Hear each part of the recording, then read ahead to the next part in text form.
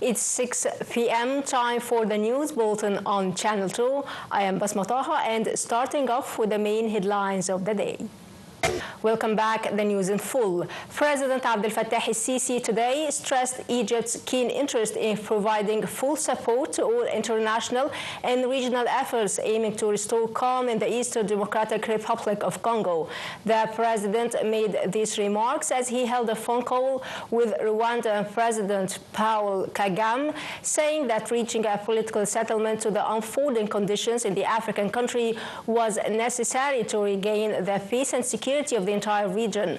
President el-Sisi and his Rwandan counterpart also discussed enhancing cooperation among the Nile Basin states in order to serve their common interests. The phone call in particular touched on bilateral cooperation in the economic and developmental fields. President Abdel Fattah el-Sisi today hailed Slovenia's supportive stance to the legitimate rights of the Palestinian people being embodied in the Slovenian declaration recognizing a Palestinian state. The president made these remarks as he received President of the National Assembly of the Republic of Slovenia, Jurska Klakoš, noting that the establishment of a Palestinian state along the 1967 borderline with the eastern city of Al-Quds as its capital was the only means of achieving permanent peace and stability in the region. The head of state also reviewed Egypt's vision with regards to returning to a ceasefire deal in Gaza, which ensures a prisoner-hostage swap and larger access of humanitarian aid to suffering Palestinians in the war-torn Strip. The Slovenian official meanwhile reiterated her country's rejection of a Palestinian displacement, and the meeting tackled enhancing bilateral cooperation as well.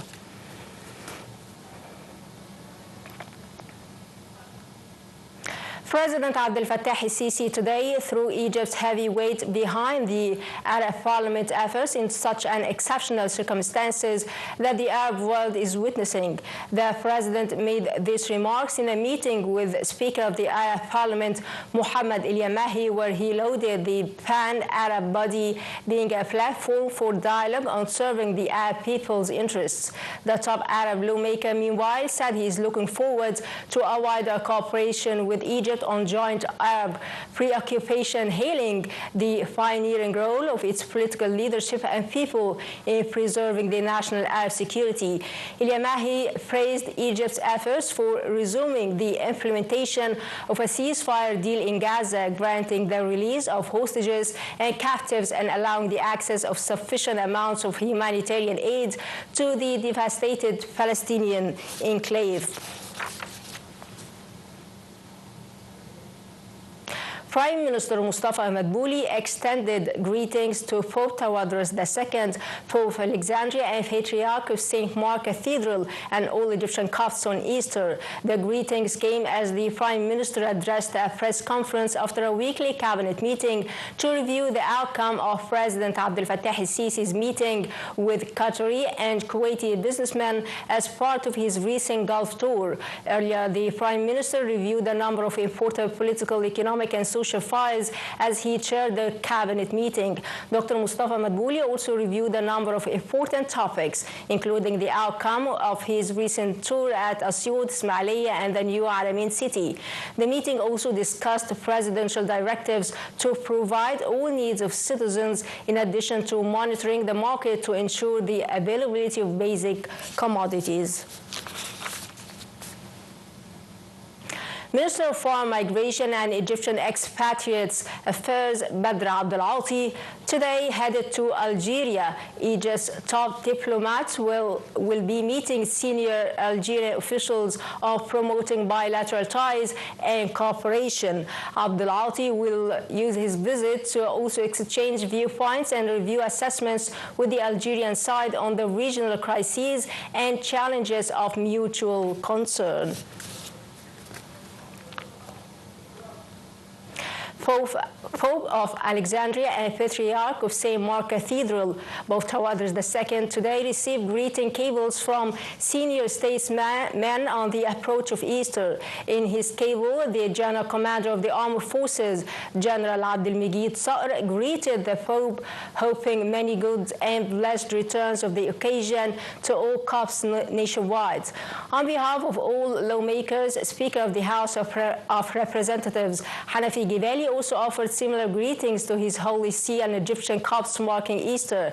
He prayed to God to maintain the brotherly bond between Egypt's Copts and Muslims and to preserve a secure and peaceful Egypt for all its sons. The Palestinian Health Ministry said today that a barrage of Israeli occupation airstrikes killed at least 40 people, most of them in the Israeli occupation forces continued their aggression in Jenin, leaving at least 2 Palestinians dead and dozens wounded, in addition to causing destruction on a scale not seen there for over 20 years.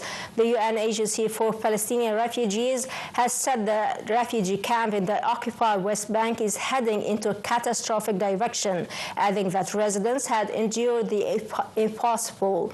After the occupation began the wide-scale aggression, thousands of Palestinians have left their homes after the occupation troops told them to leave through drones.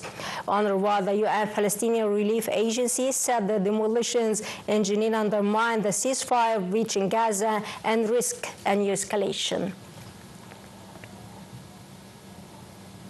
Hamas group accused the Israeli occupation forces today of attempting to starve the population of Gaza following their renewed declaration the previous day that no humanitarian aid would be allowed into the Palestinian territory. In a statement, Hamas said that this is a public admission of committing a war crime, including the use of starvation as a weapon and the denial of basic necessities such as food, medicine, water, and fuel to innocent civilians. The remarks were made after the defense minister of the Israeli Occupation Authority said that Israel would continue preventing aid from entering their territory. The United Nations said an estimated 500,000 Palestinians have been displaced since the end of the Gaza ceasefire when the Israeli occupation forces resumed their aggression in the narrow coastal territory. The United Nations, meanwhile, raised alarm of the mounting impact of the occupation forces' 6-week-old blockade preventing of food and other supplies from entering their territory. The UN Humanitarian Office said that almost all of Gaza, more than 2 million people, now rely for food on the only 1 million prepared meals produced daily by charity kitchens. The Israeli occupation military said today it struck Hezbollah infrastructure sites in South Lebanon overnight, without giving further details.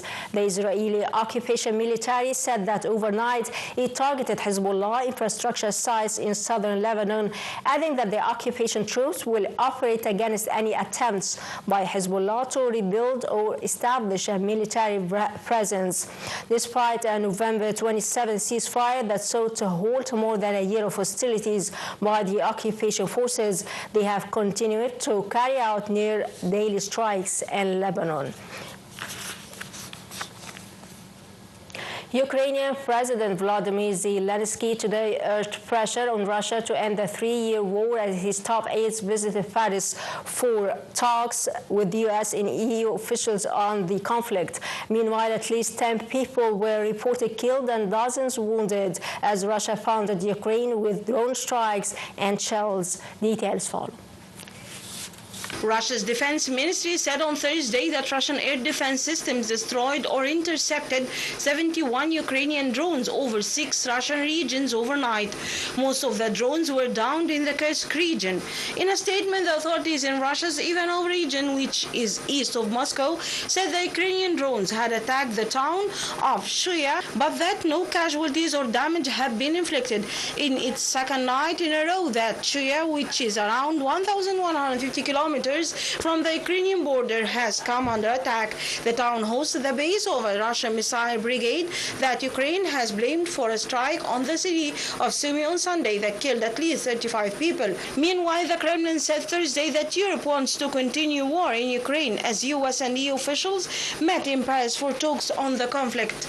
Two of US President Donald Trump's top national security aides plan to hold talks in Paris with French President Emmanuel Macron as the United States and Europe search for common ground on ending the Ukrainian war and averting an Iran conflict. The two advisors, Secretary of State Marco Rubio and Special Envoy Steve Witkoff, are expected to hear European concerns about Russia aimed US attempts to arrange an elusive ceasefire in Ukraine 3 years after Russia invaded its neighbor.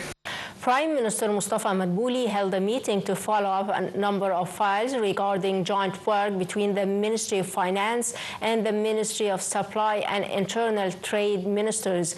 The meeting reviewed measures to ensure providing needed amounts of basic commodities over the upcoming periods and also to provide sufficient strategic reserves of basic commodities. Minister of Supply Sharif Farouk stressed the availability of all commodities with enough quantities in the supply outlets nationwide with strategic buffer storage that exceeds the safety line. Deputy Prime Minister for Industrial Development, Minister of Industry and Transport, Kamil Al-Wazir, alongside with Saudi Minister of Transport and Logistics Services, Saleh bin Nasser Al-Gaisir, inspected NEOM project located in the northwest region of Saudi Kingdom. The project is considered one of the most significant projects that aim at achieving objectives of the 2030 Sustainable Development Vision to develop and enhance the Saudi national economy. The minister's current visit to Saudi Arabia comes within the framework of Egypt's and Saudi 2030 development vision that opens wider horizons for integration based on the two countries' strategic partnership in several domains over the upcoming periods. Egypt's bourse closed higher today amid purchases by local Arab and foreign investment funds, again as sell-offs by Arab and foreign investors and Arab corporations. The market capital of listed companies added 4 billion Egyptian pounds, exceeding 2.2 trillion pounds at the end of the transactions. The benchmark index EGX 30 rose 1.5%. The equal weighted indices EGX 70 and EGX 100 climbed 0.48% and 0.47%. Dear viewers, by that we come to the end of our news bulletin. Thanks for watching. That was Basma Taha signing off.